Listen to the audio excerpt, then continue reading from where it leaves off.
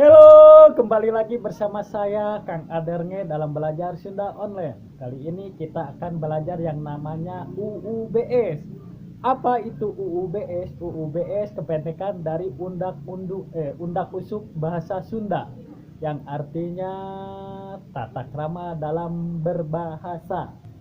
Banyaknya dialek dalam bahasa Sunda menyebabkan kosakata yang semakin banyak. Oleh karena itu, UUBS hadir sebagai wadah untuk mempelajari bahasa Sunda.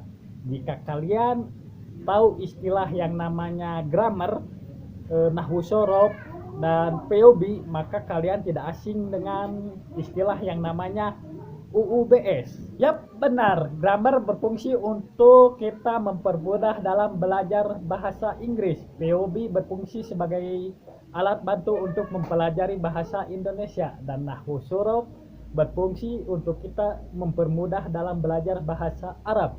Begitupun pula UUBS. UUBS berfungsi sebagai alat bantu kita untuk mempermudah dalam bahasa Sunda.